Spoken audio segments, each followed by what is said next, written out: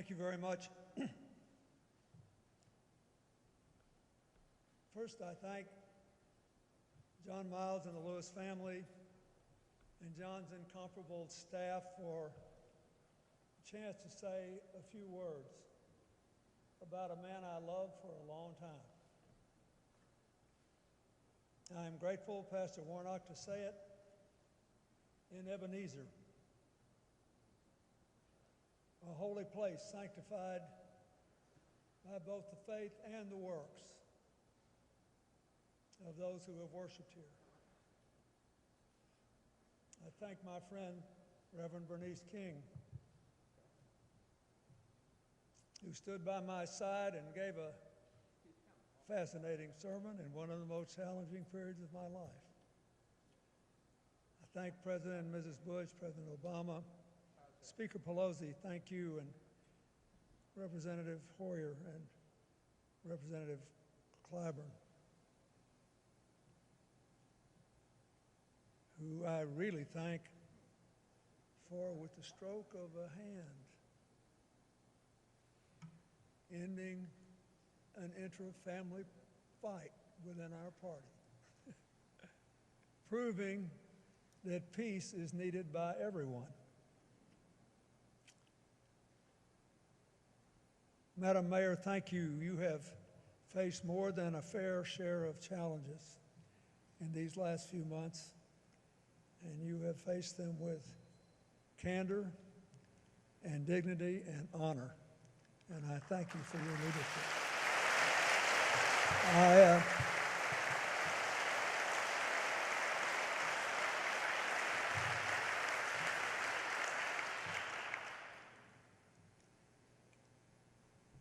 I must say, for a fellow that got his start speaking to chickens, John's gotten a pretty finely organized and orchestrated and deeply deserved send-off this last week.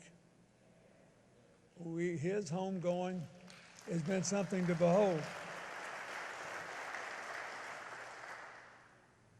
I think it's important that all of us who loved him remember that he was, after all, a human being. A man like all other humans, born with strengths that he made the most of when many don't. Born with weaknesses that he worked hard to beat down when many can't. But still a person. It made him more interesting, and it made him, in my mind, even greater. 20 years ago, we celebrated the 35th anniversary of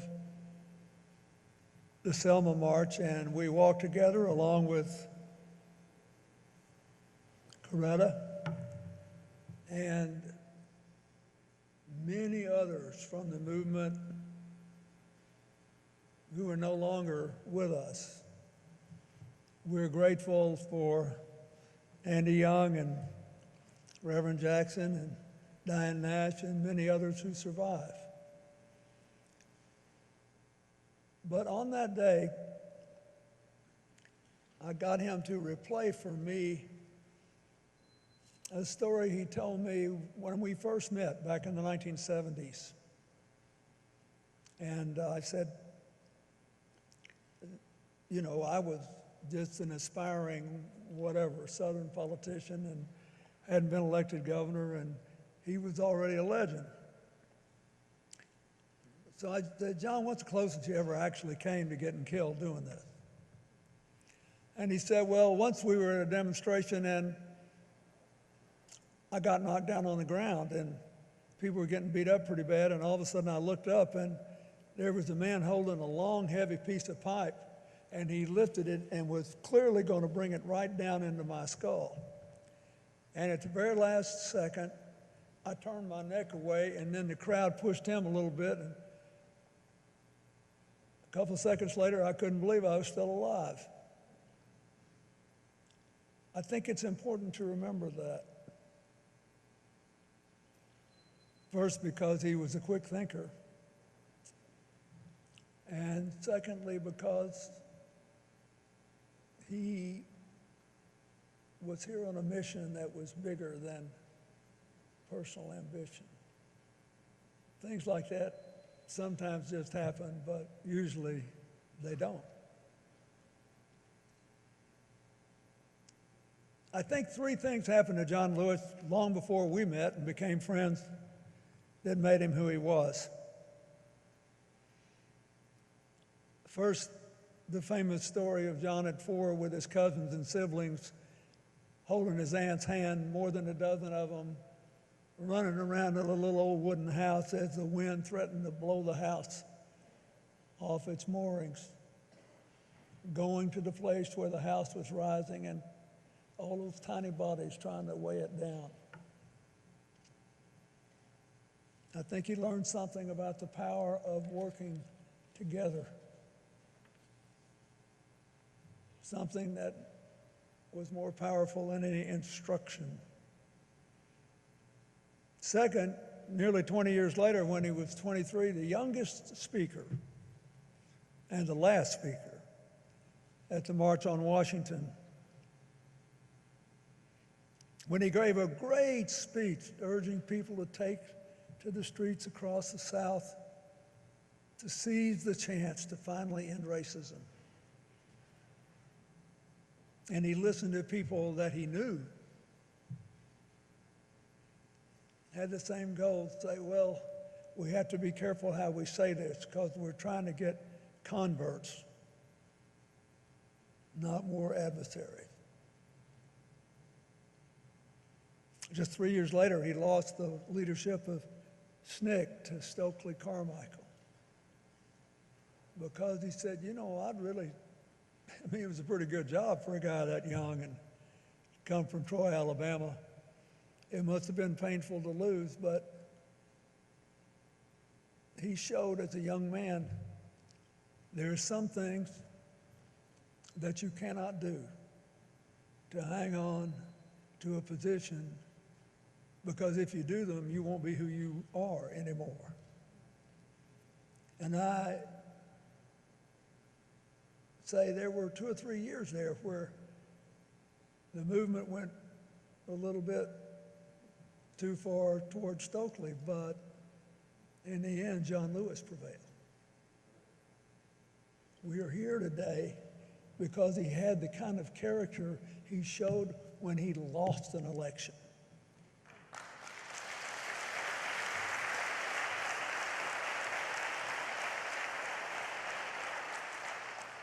Then there was Bloody Sunday.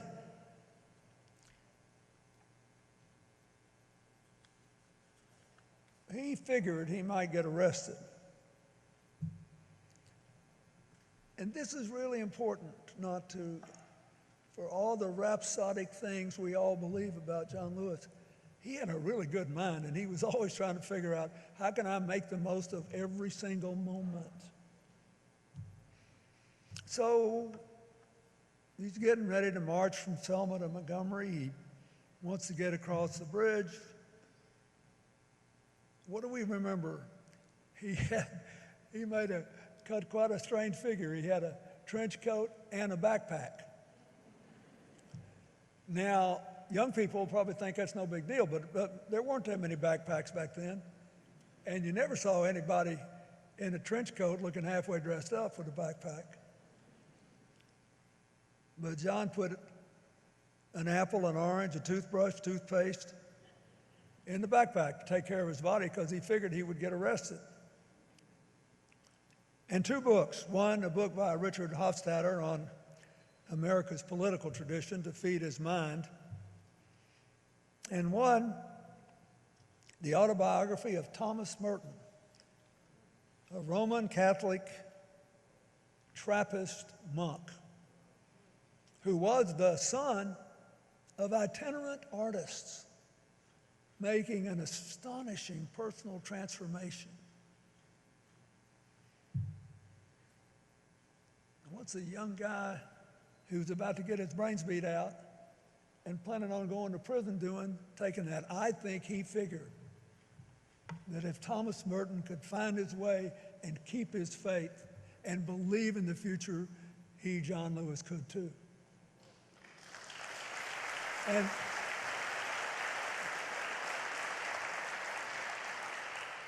so we honor our friend for his faith and for living his faith, which the scripture says is the substance of things hoped for, the evidence of things unseen. John Lewis was a walking rebuke to people who thought, well, we ain't there yet, and we've been working a long time. Isn't it time to bag it? He kept moving. He hoped for and imagined and lived and worked and moved for his beloved community. He took a savage beating on more than one day. And he lost that backpack on Bloody Sunday. Nobody really knows what happened to it. Maybe someday someone will be stricken with conscience and give some of it back. But what it represented never disappeared from John Lewis's spirit. We honor that memory today because as a child he learned to walk with the wind, to march with others to save a tiny house. Because as a young man he challenged others to join him with love and dignity to hold America's house down and open the doors of America to all its people. We honor him because in Selma, on the third attempt, John and his comrades showed that sometimes you have to walk into the wind along with it. As he crossed the bridge and marched into Montgomery. But no matter what, John always kept walking to reach the beloved community. He got into a lot of good trouble along the way, but let's not forget, he also developed an absolutely uncanny ability to heal troubled waters. When he could have been angry and determined to cancel his adversaries, he tried to get converts instead. He thought the open hand was better than the clenched fist.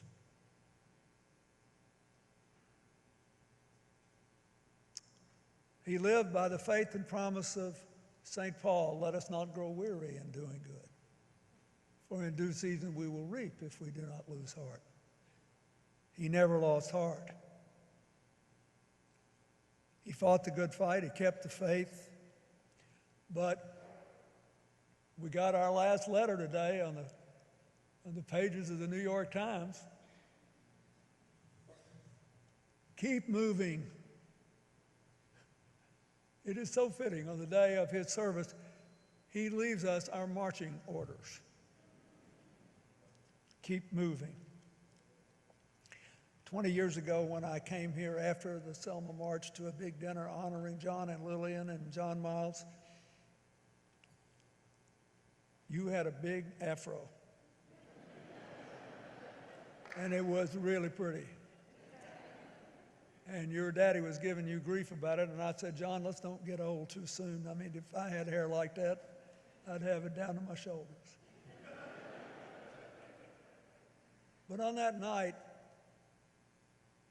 I was almost out of time, and people were to be present, and people were asking me, well, if you could do one more thing, what it would be, or what do you wish you had done that you didn't, and all that kind of stuff. And someone asked me that night, because I had many friends in Atlanta, and I said, if I could just do one thing, if God came to me tonight and said, okay, your time's up, you got to go home, and I'm not a genie, I'm not giving you 3 wishes. One thing, what would it be? I said, I would infect every American with whatever it was that John Lewis got as a 4-year-old kid and took through a lifetime to keep moving and keep moving in the right direction and keep bringing other people to move, and to do it without hatred in his heart, with a song, to be able to sing and dance. As John's brother Freddie said in Troy, keep moving to the ballot box, even if it's a mailbox, and keep moving to the beloved community.